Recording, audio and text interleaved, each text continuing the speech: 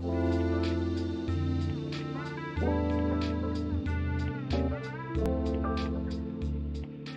all, welcome to EyeSee's last webinar of the year. My name is Sandra. And I'm Dina, and today we'll talk all things 2023. That's right.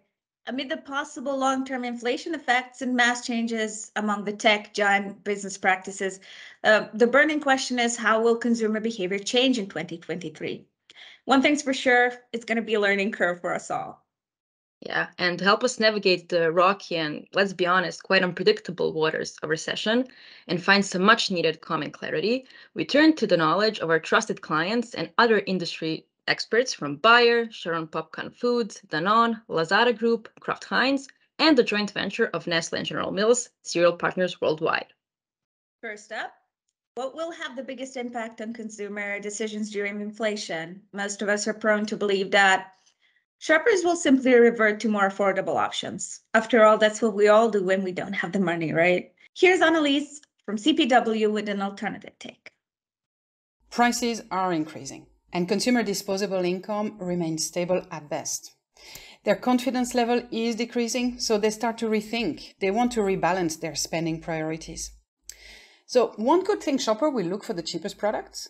In fact, the majority do not revert to the cheapest brands. They adapt their shopping behavior differently. This may, of course, evolve, but this is what we see so far. That's interesting. So how will loyalty be affected in this rebalancing act? As we look into how consumers adapt their shopping behavior, we see two main scenarios. The first one is that they stick to their favorite brand so that they reduce any risk of being disappointed, so that they can ensure they still enjoy what they like. This is really a safer choice for them, and it also gives them the guarantee that there will be no waste. And that's really true, especially true when it comes to food. However, they may want better deals, that is better value, or smaller packs so that they can lower their out-of-pocket expenses. In this scenario, it will be important for them to find their favorite product at the right price, and so providing a variety of pack sizes or good deals will really be key for us. The second scenario is when they move to another brand in their own repertoire, looking for similar quality at a lower price.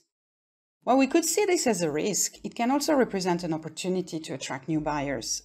So it is important that we keep our product quality high, delivering a great taste and leveraging our brand strength. And again, we need to make sure that our product offering will remain accessible from a financial perspective. So in both scenarios, what we see is that leveraging the brand strength, maintaining product quality and taste is really going to be key. This represents an opportunity for consumers to not compromise on quality, yet still get an economical choice in a simple manner. Additionally, we need to ensure that our products remain financially accessible, playing with pack size and monitor the deals that we offer very closely so that we can offer the best value to our consumer. And to do this, again, we need to stay very close to our market and very close to our shoppers. Thanks, Annalise. So shoppers will levitate to safe and familiar choices to reduce risk, but will also be on the lookout for a better value. I wonder how brands are adjusting to all of this. Sarah Zangler is here to share steps Kraft Heinz Company is taking ahead of 2023. We're taking a few creative approaches to start thinking about how we can either prevent price increases or be creative with how we talk to consumers about the value of our product. So there's 4 work streams that we've implemented across Kraft Heinz to lean into this inflation crisis. So we're going to do a double click into each one. So the first one is showcasing our value beyond price. So certain brands at Kraft Heinz appeal to the value shopper more than others, such as mac and cheese or Kraft Singles cheese slices, and their primary benefit is affordability. So when we take price, obviously that benefit is no longer there or has definitely lessened. So we identified several benefits through using our demand landscape work across our brands that were positively correlated with affordability. So we realized that it is affordability that's very important to these consumers, but there's also certain benefits that we can start highlighting that are also very important, such as warmth or satiation, So for our especially vulnerable brands, we're requiring full-scale activation on communicating these benefits outside of affordability.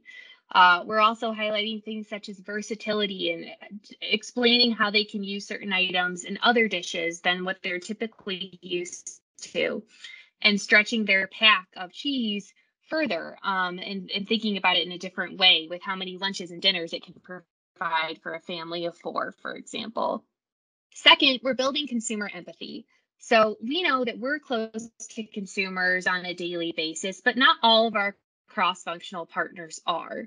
So we really don't want to lose sight of the humans behind these rising prices. So we're doing ethnos and IDIs and online diaries to really bring them to life. Those were the quotes I shared on the previous slide about selling things around the house and using every last item in the fridge.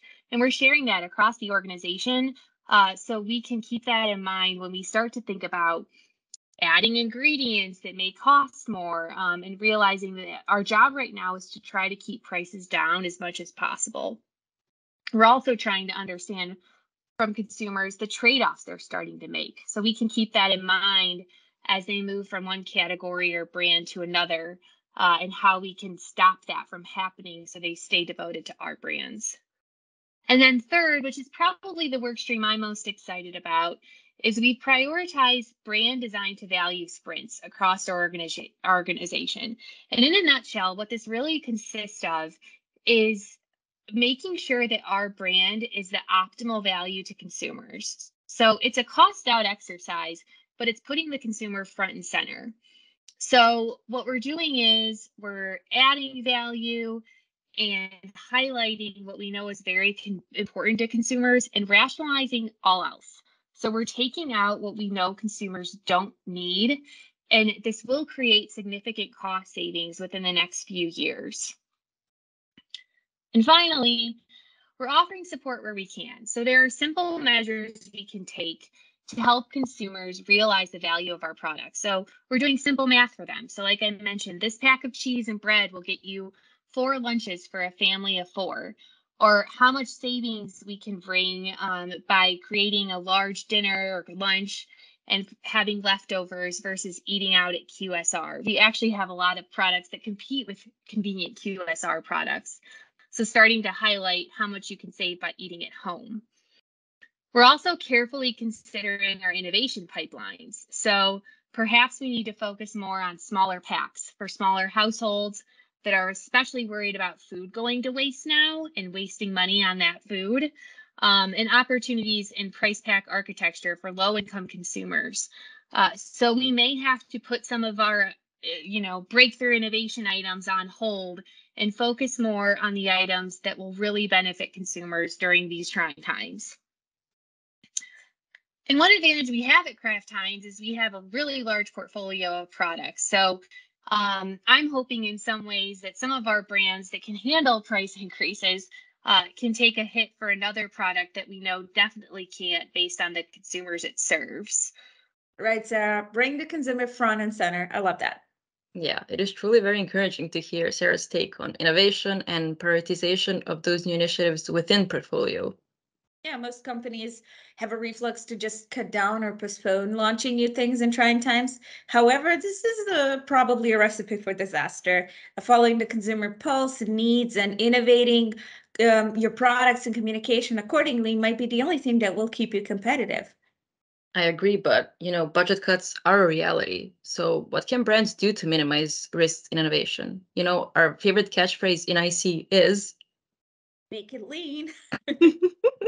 Yep. Yeah. The iterative approach and incremental changes are key in avoiding any misplaced investment. This is a known strategy in tech, but we only now see companies adopting it more and more. Right. Angeliki Medico from Bayer weighs in on how their team ensures successful innovation development. Angeliki, what are the changes and opportunities here? So yeah, NPD development is a highly challenging task. It requires teams to take under consideration throughout the development cycle a number of parameters that are both complex and constantly changing. And in order to be successful, you need to fully meet and excel all aspects in the equation of be meeting a real unmet need, have a good product and a good activation. And why it's very challenging is because you really need to start from a consumer, and the challenge needs to distill a true and unmet consumer need that come with superior, in our case, in healthcare benefits or distinct benefits from the existing solutions. Those solutions need to have differentiated features that address real and long-term trends, not fads. Now, when it comes to the approaches or let's say thinking of how we can minimize the risk of innovation, I would say that the most important one is to always strive for cross-functional collaboration throughout the process. Avoid the silo in thinking. Bring to life the unmet needs and the whole consumer shopper journey. Think about, early on the intended experience of consumers, so as to make sure that everyone is at the same level of understanding and is fully immersed, all functions are fully immersed on the unmet need and the job to be done. Revisit the consumer shopper journey frequently and ensure that each phase of testing and development lands the desired outcome. So think about, from the zero moment of truth until the ultimate moment of truth. Also, in the late stages of innovation, we combine methods. So it's not one size fits all, and it's not just one approach. We're thinking, each element of innovation separately and all together to minimize the risk. So we are testing, the packaging in context, in virtual environments. We're testing the full mix into together with the marketing activation. Okay, so we assume we have a clear plan in mind or different scenarios of how the activation in market would look like, and we simulate different scenarios. So my key takeaway here is that development and activation of innovation are riding on so much, but it really boils down to understanding how consumers act in a changing context. So don't assume, but replicate specific shopping environments. On the topic of assumptions, Nanchita, what in your opinion is at core what will make 2023 innovations a success? And conversely, what should brands avoid? The process takes about 2 to 3 years. To create innovations that answer consumer needs in 2 to 3 years' time, we cannot use the past trend data or even the reaction to the current market activities to identify your successful innovation. We need a more forward-looking tool that enable us to predict the future needs and trends rather than creating future innovation through the rear view lenses. Agreed. And our project manager, Milica Kovac, has worked on developing a perfect research tool to address the market share prediction of NPDs. Yes, just recently we have conducted an NPD study that aimed to verify the EyeSee NPD solution against real-life sales data. To give you a bit of the background, just like any NPD, the product in question here has a specific proposition. It comes from a beloved and trusted brand, leading in its category, but enters a completely new space, breakfast category. With its type of packaging and position on the shelf, this product should represent an alternative to, let's say, instant oatmeal breakfasts. This product has been launched on the local market just a few months before our study, so we could longitudinally follow the development of its sales on one hand, and on the other hand, conduct the study among consumers unaware of its existence. Thanks, Milica. Now let's switch up the mood a little bit. There's a lot of unpredictability around 2023, but there seems to be one trend we're all aligned on, and that's sustainability. From product rethinkering to product reformulating, brands seem to be on top of this and keep getting smarter about it. Yeah, so Sanchita, Lazada Group has a strong green focus, but what is the hallmark of green innovation in 2023? Well, I would say balancing sustainability with profitability, because that's what makes or breaks the any kind of sustainability effort, whether it's in a company or whether it's within the government. So how does sustainability also gel in with the profitability of the business? Because we all know that sustainability is good for the environment, for the climate, for the earth overall, the human race, and everyone in the long run. However, we always need to keep in mind that any effort towards creating sustainability is a long haul process. It's not meant for the short term. And it will not show much impact in the short term. So that's something which we all need to keep in mind. And hence, this makes it very difficult to get stakeholder buy in. Also, these efforts typically require a lot of coordination among multiple parties to really start showing an impact. So, for example, there needs to be involvement of the society at large to work in tandem with the corporate, which is launching this sustainability effort. Consumers need to work with the corporates. Multiple companies may have to come together and work on the same initiative. So all these coordination and the fact that it will not show impact in the short term, a lot of times this leads to a lot of sustainability efforts and discussions getting stuck at the planning stage itself, as it's difficult to get stakeholders' interest beyond the knowledge that yes, it is good for us, but what next? What will it bring to us in the short term or in the midterm? Hence, education on how the effort will drive impact in the short term, midterm, and long term, and preferably also make the effort profitable in some way, if not maybe in monetary terms, but in terms of CSR or any other terms, is something which should be considered to your planning. So yeah. You're so right. Sustainability is the long game, but within it lie many challenges. Yeah, in addition, this is in stark contrast with consumers' focus on foreseeable future and tangible impact in major crises, right? So, Sanchita, do consumers even want to buy sustainable products? Yes, people are interested in sustainable products. People want to purchase sustainable products. People also want to they also want to reuse their packaging. They are ready to even accept using second-hand packaging, which means that it has been reused by somebody else. So not only are they ready to donate the packaging, they are also ready to reuse packaging which has been donated by others. So all that is there in Southeast Asia, especially in Singapore. So the acceptability, the reception is already there among users. So how do we make use of that? So maybe more education about where to go to buy these secondhand packaging, or how to donate their packaging, where to go to drop it off, or how to contact somebody who will come and pick it up. So all these kind of information is what we are trying to put in.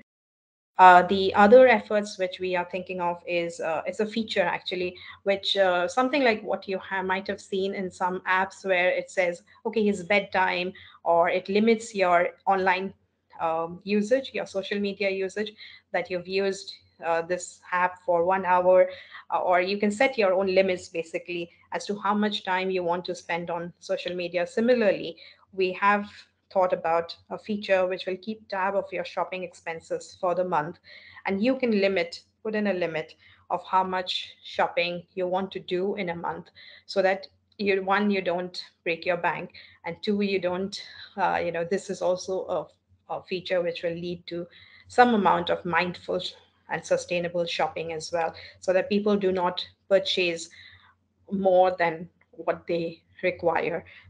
Oh, wow. I really need this feature. Yeah, especially around the holidays, right? Yeah. So to conclude, consumers are in fact ready to buy more sustainable. And this is in line with EyeSee's own research. We actually found that 86% of consumers are open to trying more eco-friendly products, especially if they come from their favorite brands. Yeah. So let's hear from Anindita Mitra from Danone. There are so many environmental and sustainability issues that it might feel a bit overwhelming to prioritize. So, Andy, how to approach picking your initiatives? Well, there are various sustainability initiatives that can be taken. There's CO2 emission, circularity of material use, sustainable farming, etc. But in deciding which element or which aspect of sustainability to promote, what we need to do is to choose the aspect that's most relevant to your local consumer. So go local. Take up the initiative that's most impacting your brand's own consumer, and that will show a positive impact on the brand as well. Consumers today do realize the importance of sustainable consumption, but often there are barriers which hold them back. And at times it's just about supporting them by helping them break these barriers, So I'd like to take an example of a recent communication that Danone's Alpro did. And Alpro is a pioneer in plant-based offers. So Alpro did have this insight that there are people who are keen to adopt a plant-based diet because they understand that it's good for both self and planet. But they do not want to compromise on the food's taste and enjoyability. So Alpro, delivering on its commitment towards superior taste experience, had a fun campaign communicating to their consumers that they can make a difference to the planet without the compromise. So here are some visuals from the campaign saying the way to a better planet can be through yum and yummier choices. So another initiative closer to home. So here in Jan 2022, Danone Aqua in Indonesia, in collaboration with Alpha Mart and Plastic Pay, which is a digital platform-based social movement, launched the latest innovation, 100% original, made in the country. And what is it? It's the Aqua Reverse Vending Machine. It's basically a used plastic bottle exchange machine. In exchange of depositing used plastic bottles, people get points which can be exchanged onto digital payment systems such as GoPay, Dana, etc. This latest initiative is a new way for consumers to take part in saving the earth from plastic waste by properly collecting and managing the post-consumption plastic bottles. Now, isn't that a great initiative? So much to take in. Wait, but there's even more.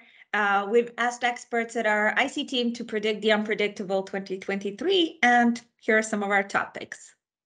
So first up, our innovation expert Mirna believes that brands who are innovating in a smart way will end up way better off than the brands who focus on simply controlling expenses. Companies will be split between optimizing portfolios, such as delisting SKUs or even whole lines to cut expenses, and innovating on the other hand and adding SKUs or lines to keep up with the shifting consumer demands. And Maria Smuja, our advertising insights director, believes that alternative ways of conducting behavioral research will be key next year. When exploring the Asian market, for instance, brands are faced with the challenge of either non-informative traditional survey-based research studies or very hard to get behavioral insights due to privacy concerns. So thinking about alternative ways to collect behavioral data, like without facial recording perhaps, might be beneficial for market research companies. Further, we have Dobrinka Vicentivic, our top shopper insights expert. She believes that premiumization is an answer to PLM problems of some of the core and core plus brands, despite recession and inflation. In order to justify price increases and create opportunities for trading up, major CPG brands will need to upgrade their claims and their premium benefits, or even their names and packs in order to not lose buyers who will switch from middle to the value segment. In each crisis, middle price segment suffers the most. That's it for now, folks. But what are your predictions for 2023? Hit us up in the comments. Yeah, hope today's insights inspired you to think beyond the obvious pressures and challenges of 2023. Bye. Bye-bye.